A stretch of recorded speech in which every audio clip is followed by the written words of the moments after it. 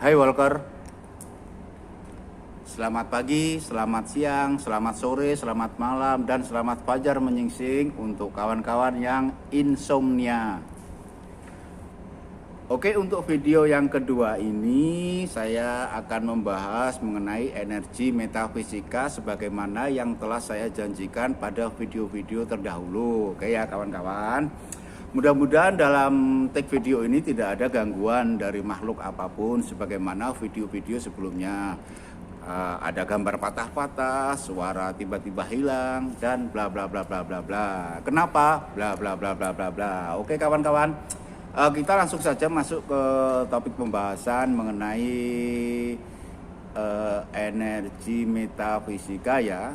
Seperti sudah saya sebutkan di episode terdahulu, energi metafisika itu dibagi menjadi dua, yaitu spiritual dan material. Untuk yang spiritual itu ada 3 unsur, yaitu aura, sakta, dan sakti. Sedangkan untuk material itu terdiri dari 4 unsur, yaitu unsur bumi, unsur air, unsur matahari, dan unsur angin. Oke, kita mulai ke pembahasan energi spiritual aura. Oke kawan-kawan, sebuah benda ini sebagai pengantar kenalan. Ini saya menerangkan ini dengan pendekatan fisika ya, agar ada titik konvergensi antara metafisika dan ilmu pengetahuan alam atau sains. Oke, kita mulai. Sebuah benda apapun ia, jika dipecah, dibelah-belah, dipotong-potong itu sampai bagian terkecil itu akan ketemu atom. Nah, atom ini terdiri dari 3 unsur, yaitu elektron, proton, dan neutron. Oke ya, elektron itu bermuatan negatif, dia bergerak bebas di seputar inti atom.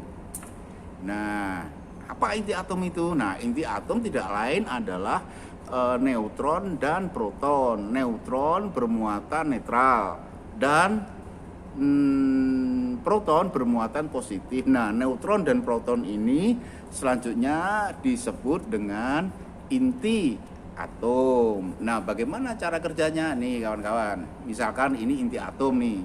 Inti atom ada proton dan neutron, positif dan tidak bermuatan. Nah, di seputar ini nih kawan-kawan, ini ada elektron yang bermuatan negatif, dia bergerak bebas di seputar inti atom. Oke, selanjutnya lapangan atom yang menjadi pergerakan ini kita sebut dengan medan energi yang bercahaya. Saya ulangi kawan-kawan, lapangan atom yang menjadi pergerakan tersebut ini kita namakan dengan medan energi yang bercahaya. Dengan demikian, medan energi yang bercahaya inilah yang kita sebut dengan aura. Oke, jadi aura adalah, ini secara definisi ya, jadi aura merupakan medan atau lapangan energi yang bercahaya yang melingkupi setiap materi atau melapisi setiap benda atau materi di dunia ini. Jadi kawan-kawan, semua benda apapun dia di dunia ini, di alam semesta ini mempunyai aura. Tentunya dengan warna dan spesifikasi warna pula yang berbeda-beda antara satu dan lainnya. Oke, selanjutnya kemudian aura pada manusia dalam bahasa Jawa kuno disebut human energy field, atau dalam bahasa Inggrisnya merupakan ladang energi manusia. Jadi tidaklah berlebihan ketika ada yang mengatakan bahwa manusia itu adalah lautan energi atau manusia itu medan energi. Itu benar 100%. Kenapa benar? Seperti yang sudah saya jelaskan tadi, asal muasal auranya secara ilmiah.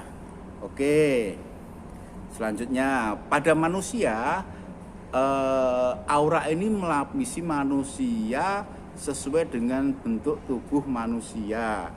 ya. Nah, jumlah aura ini tentunya banyak dan berlapis-lapis. Tapi ada 3 aura utama kawan-kawan, yaitu aura dalam, aura aura kesehatan, dan aura luar. Nah, aura dalam ini adalah aura yang warnanya permanen. Kenapa permanen? Karena memang udah bawaan dari sononya, jauh sono. Nah, yang aura apa tadi? Aura kesehatan dan aura luar manusia itu warnanya berubah-ubah. Kenapa berubah-ubah? Karena aura kesehatan dan aura luar manusia ini berkaitan dengan kualitas hidup dan kualitas kesehatan masing-masing individu atau tergantung masing-masing manusianya. Oke. Selanjutnya kita sudah tahu ya mengenai asal muasal muara. Sekarang apa sih fungsi aura? Nah, bisa saya jelaskan di sini. Fungsi utama aura itu ada 2. Yang pertama yaitu untuk penyeimbang jiwa manusia. Yang kedua, melindungi tubuh fisik manusia dari unsur-unsur negatif. Nah, unsur negatif itu apa aja? Bisa energi negatif, kuasa kegelapan, ataukah penyakit-penyakit yang ada di sekitar kita gitu kawan. Oke, jelas ya fungsi aura. Nanti kalau tidak jelas seperti biasa, tulis saja. Nggak usah malu-malu, tulis di kolom komentar. Nah, dengan demikian kan kawan, jika kita bicara aura, sebetulnya tidak ada kaitannya dengan sesuatu, tidak ada kaitannya sama sekali dengan sesuatu yang di luar nalar ilmiah, karena aura ini adalah sangat ilmiah. Karena apa? Karena aura tak lain adalah medan listrik yang melapisi tubuh manusia. Dan aura ini merupakan perwujudan dari suatu kondisi energi, karakter, dan kesehatan manusia. Nah, sekarang kita menginjak ke energi spiritual sakta. Nah, energi spiritual sakta ini berkaitan dengan IQ, SQ, dan EQ seseorang. Atau dengan kata lain, energi spiritual sakta ini merupakan bahan bakar daripada EQ, SQ, dan IQ manusia. Nah, sekarang fungsinya apa sih energi spiritual sakta? Sebagai penyeimbang antara akal dan pikiran manusia, sehingga manusia tidak terjebak pada kelogikaan yang tinggi. Nah, ketika manusia terjebak pada kelogikaan yang terlalu tinggi, apa efeknya? Nah, manusia tersebut pasti akan mengeluarkan secara tidak disadari ya, itu namanya mental block kawan. Nah, ketika manusia terjebak pada kelogikaan yang terlalu tinggi, dia akan terjebak pula pada mental block yang tidak dia sadari. Nah, sekarang mental block apa?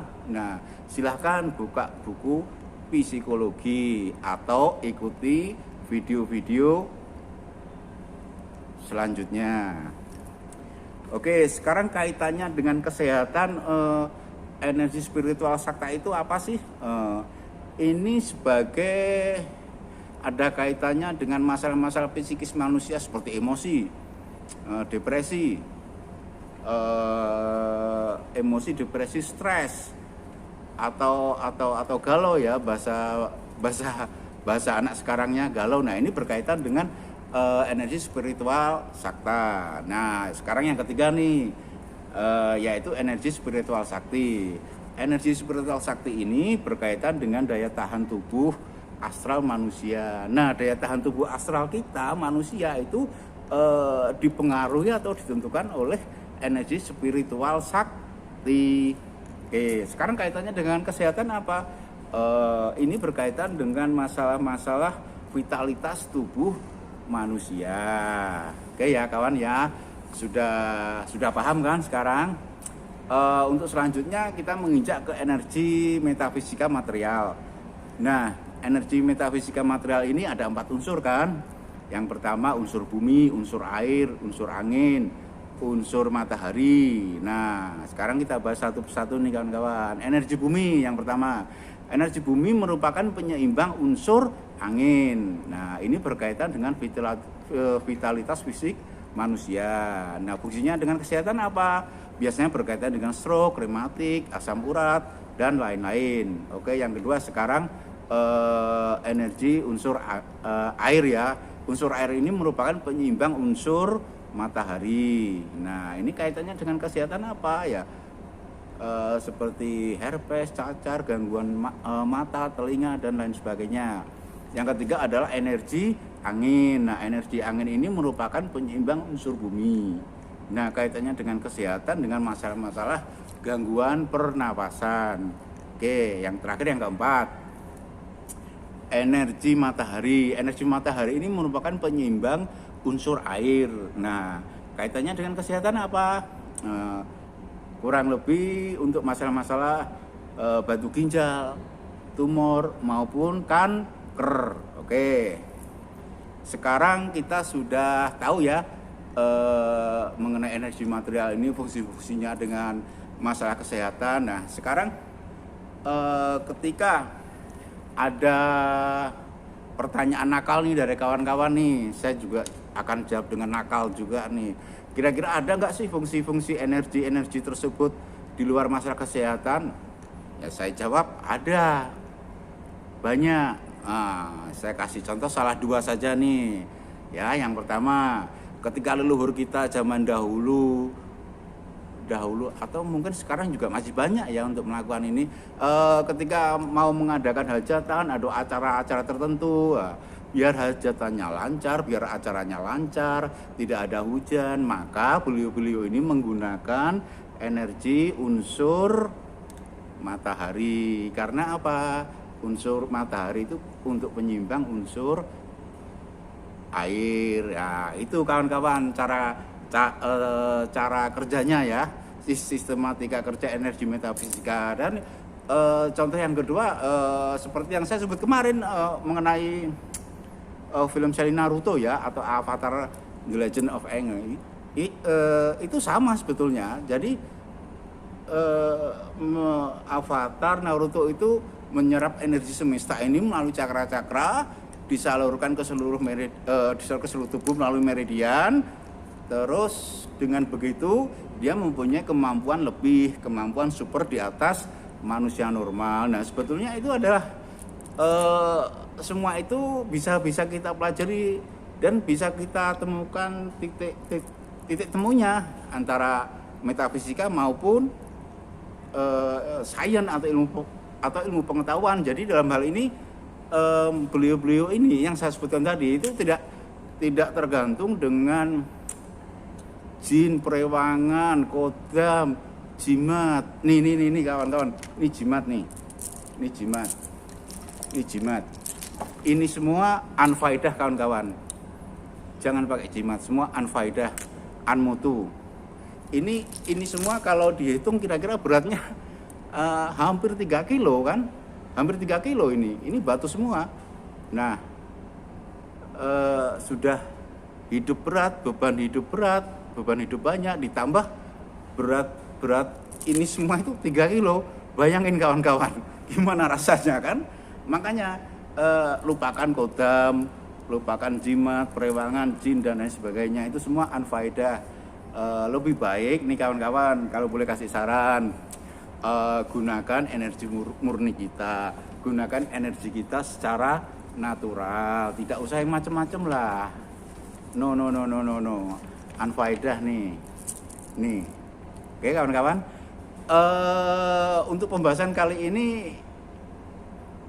saya kira cukup dulu ya. Maaf kalau yang terakhir tadi agak-agak ngelantur, tapi tetap aja masih ada kaitannya kan. Oke, seperti biasa, jika video ini bermutu silahkan like. Nah, dan sebaliknya unmutu kasih aja unlike.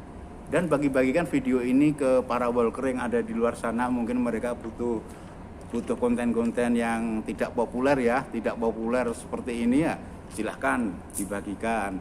Nah, di sini saya cuma berbagi, saya hanya berbagi apa yang saya tahu, apa yang saya rasakan tanpa maksud menggurui siapapun, tanpa maksud menggurui apapun. Karena saya hanyalah seorang pejalan yang bersandal jepit, kawan-kawan.